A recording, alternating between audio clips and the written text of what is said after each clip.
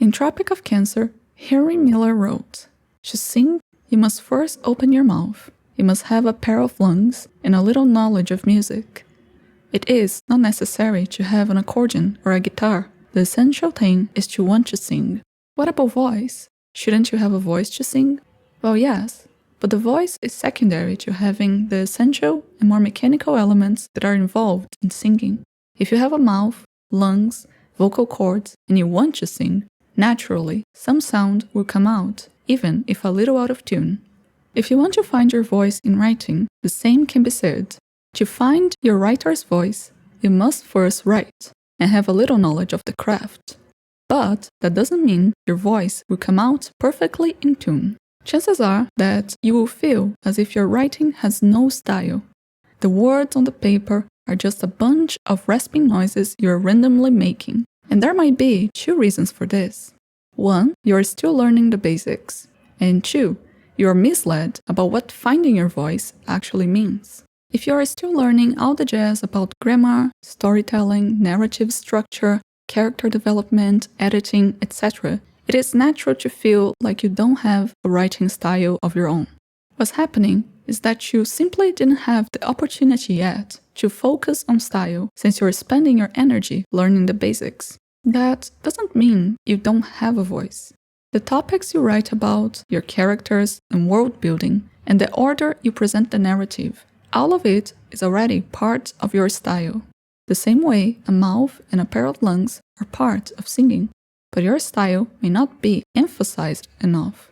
On the other hand, if you have a misled idea of what it means to find your writing style, you can be ignoring the voice you already have. Maybe you read author XYZ and you think they have an amazing writing style, and you are frustrated that your words don't read as unique as theirs.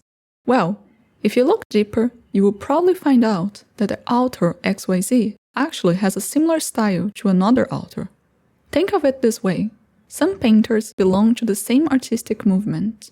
Two surrealist painters might have a lot of similarities in their works, but each one will paint different subjects using different strokes, tones, and shapes. Finding your writing voice isn't about reinventing the wheel, and it isn't about creating the most unique style ever written, or being instantly recognized when someone reads your work.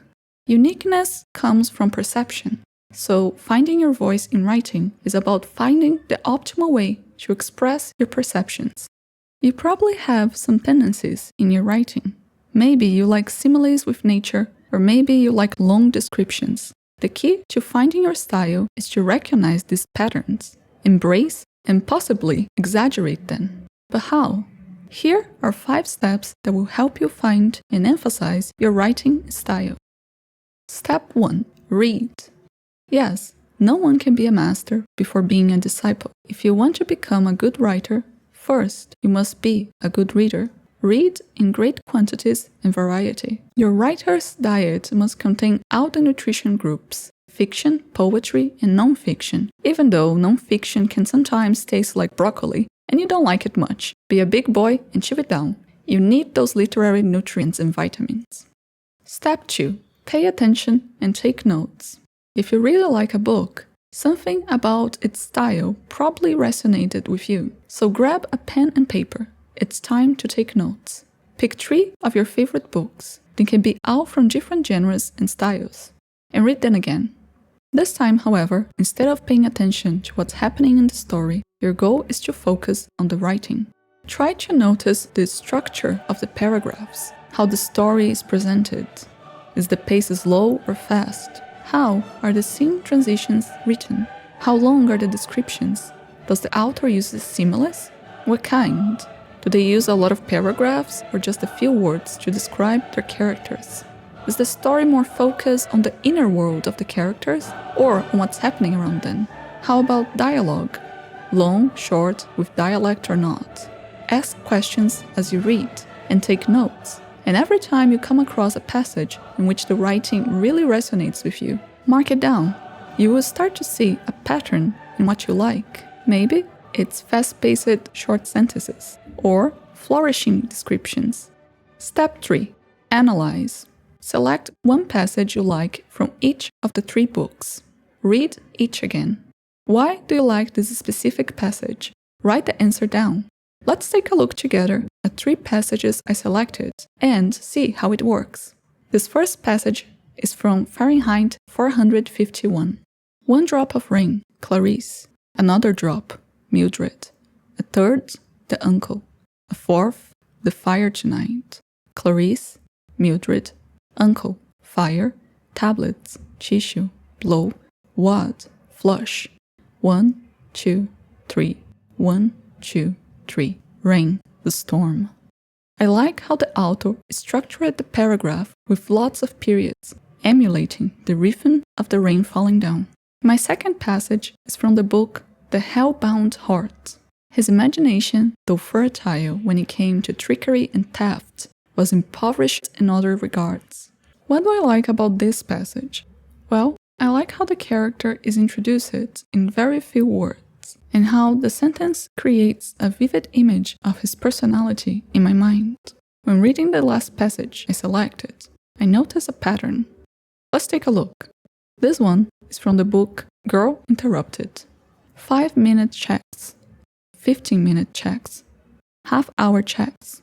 Some nurses said, checks, when they opened the door. Click, turn the knob, swish, open the door. Checks, swish, pull the door shut. Click, turn the knob. 5-minute checks. Not enough time to drink a cup of coffee, read 3 pages of a book, take a shower. I noticed that similar to Bradbury, Susanna Kaysen also uses the paragraph's structure to create an idea of movement. While Bradbury uses it to emulate the rain, Kaysen uses it to emulate the fast-passing minutes between checks in a psychiatric ward. Hey, maybe that's something I would like to use in my own writing. See, the more you analyze what you like to read, the more you're going to discover about yourself as a writer. And that leads to step 4, practice.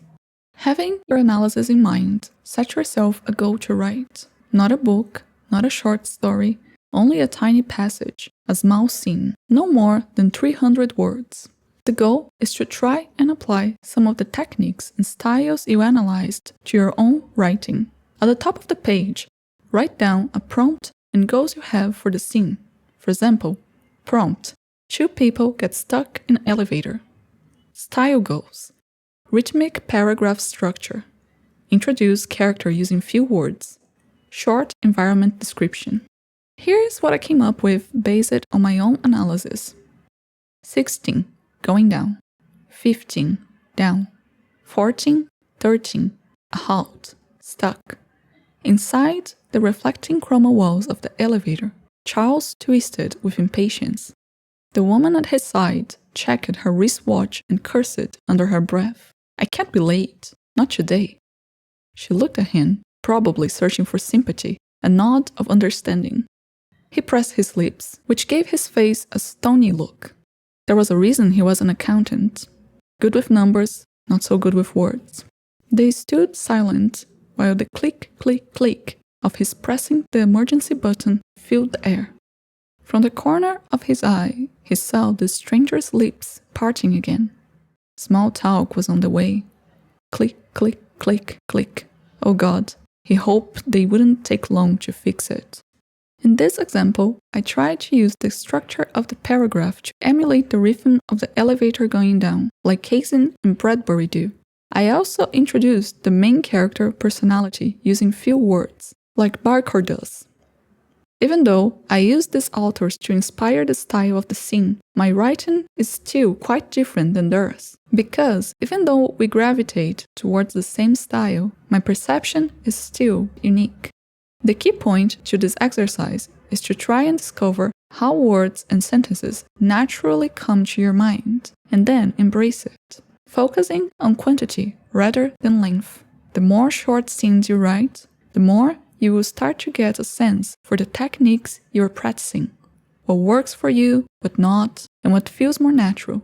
So write, write, and write. Step 5. Analyze your own writing. Finally, after you create a little collection of scenes, it's time to do some analysis again. Go through what you wrote and highlight your favorite parts, the parts that really came naturally to you, and that you're proud of. Write a note for each highlighted passage and explain why you like it. I highlighted this part of my scene because I like how the increasing numbers of clicks give the idea that the character is impatient and doesn't want to be stuck in the elevator. It was also something that came quite naturally to my mind, so I'll try and use this technique more times in my writing. Keep your notes in mind, and next time you write a scene, your goal is to exaggerate even more the aspects you highlighted. As you practice more, you will start to notice your voice emerging and becoming more obvious on the page. Finding your style in writing is an exercise of getting to know yourself. You have to release yourself from the expectation of how you think you should sound and instead nurture the voice you already have. So analyze your taste as a reader. Pay attention to the tendencies you have in writing. Practice a lot and let your voice out.